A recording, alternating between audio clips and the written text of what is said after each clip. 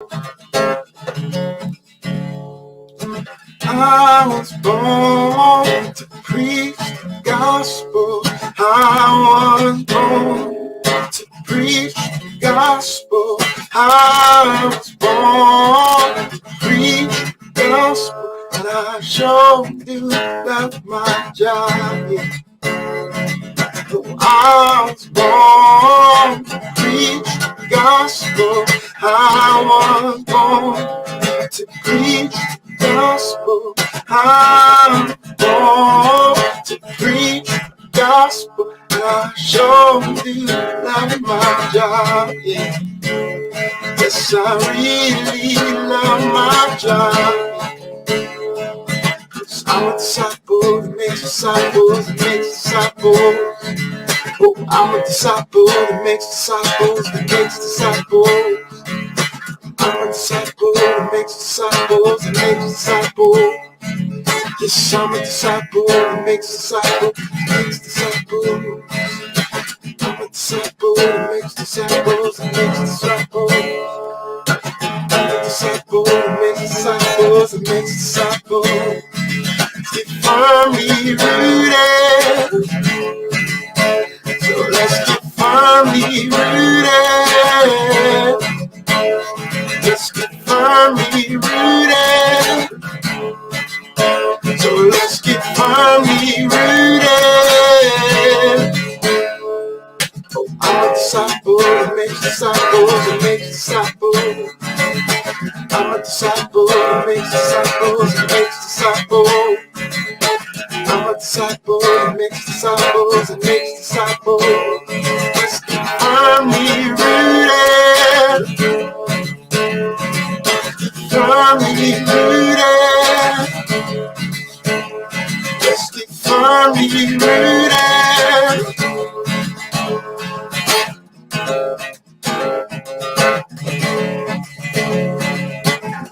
Yeshua, Yeshua, Yeshua, Yeshua, Yeshua, Yeshua. I'm a disciple that makes disciples that makes disciples. We are disciples that make disciples that make disciples. We are disciples that make disciples that make disciples. We are disciples that make disciples that make disciples. Let's keep firmly rooted. Firmly rooted.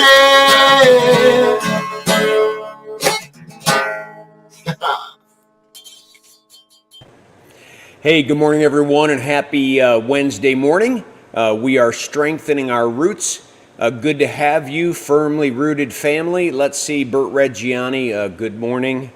Dave Donnelly, my cousin down in Florida, good morning. Vivian Davis, good morning. Jackie Matus, good morning. Plus quite a few others that are popping in. Great to have all of you. We are looking at Matthew chapter 8. And we are looking at the healing of the demoniacs. They were in the tombs. They were left there by the people, often chained in those tombs because they were crazy, demon possessed. Hello, Karen Thompson.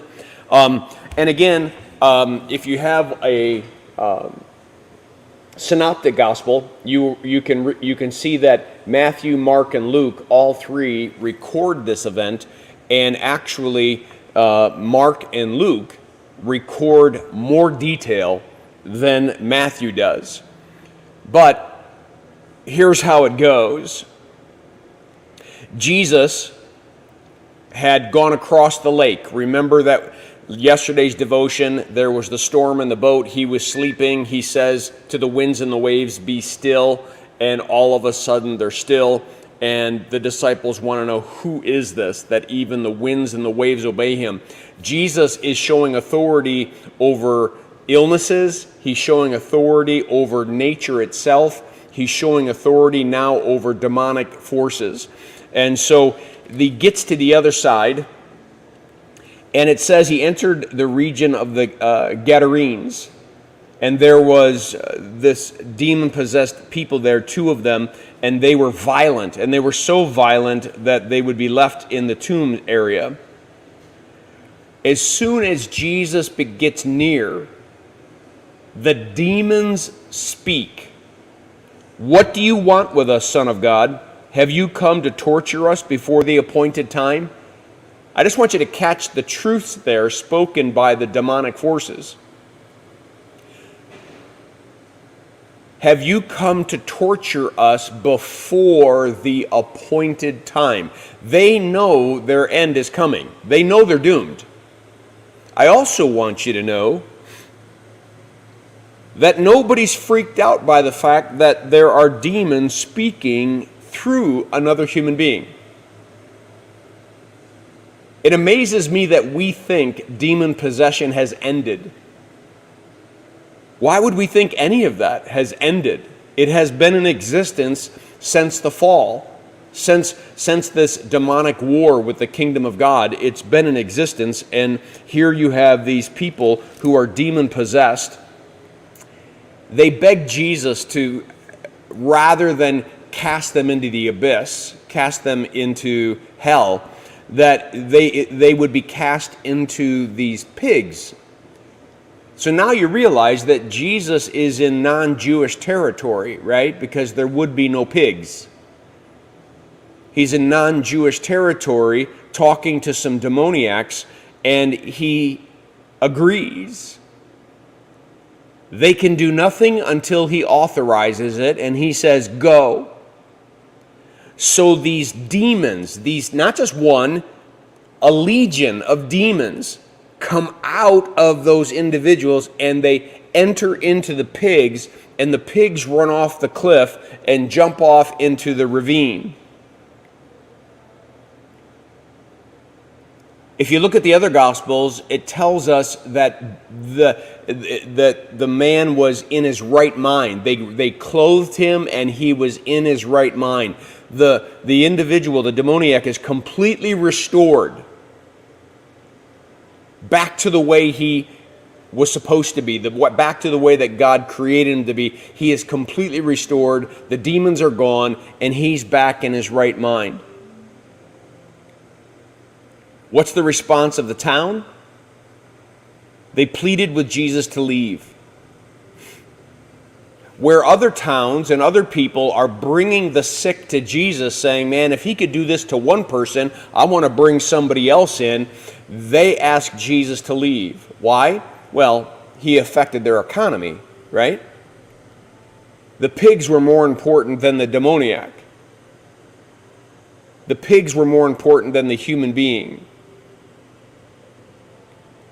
And there's a sermon there somewhere about Americans who seem to be blind to the hurting and the demoniacs, the orphans, the widows, the homeless. Because, our economy is more important. My income is more important. But I got to jump off Matthew to get to the end of the story, because the end of the story, I think, is just as profound as the event itself. Jesus was asked to leave. And on his way leaving, the demon-possessed man, one of them, came to Jesus and says, "Let me follow you," which makes a whole lot of sense, right? Now that I know you, and now that you saved me from these demons, I want to dedicate my life to you, and I want to follow you. This is the only time that I can think of in the Gospels where Jesus said to someone, "No." In the Gospel of Luke, it says, "The man from whom the demons had gone out begged to go with him, but Jesus said to him, saying, 'Return home and tell how much God has done for you.' So the man went away and told all over town how much Jesus had done for him." And there, everybody, is the message. It is more important for us to go than it is to come. It is more important for us to go than it is to follow. And it's not that it's either or. The man is now a believer in Jesus, and he wants this man to go back to his hometown because Jesus has been sent away, and go be my messenger. Hardly trained. His disciples are going to go through 3 years of training. This demoniac only has one training. Jesus casts out demons. That's it. Well, he goes into town and he tells everybody. And what we're going to find as the early church begins to grow is that right there in the Decapolis, there's already a believing group of individuals who believe in the power of Jesus. Why? Because this demoniac, who was completely healed of his demon possession, did exactly what Jesus said, and he went. And he told one person, and then told another person. What did he tell them? What happened to him? Maybe right there is our secret. Jesus is not asking you to preach a sermon. He's not asking you to preach from a hill. He's asking you to tell your story. Tell your story to someone, and then another person, and another person. And God will be wise enough to keep bringing people to you that need to hear your story. The man wanted to follow Jesus, and Jesus said, no, go home and tell people what's happened. How about if we do both? What if we have the luxury of doing both? That we can follow Jesus and his word like we're doing right now in this devotion, and we can then go out into this world and tell our story to one and another and another and another. All right, that's what I have for you. Look at the two Thompsons here. Karen Thompson, Mama. Ava Thompson, good morning. All right, I hope that this devotion was a blessing to you as well as a challenge. Make it a firmly rooted day, and may someone see Jesus in us today. Peace.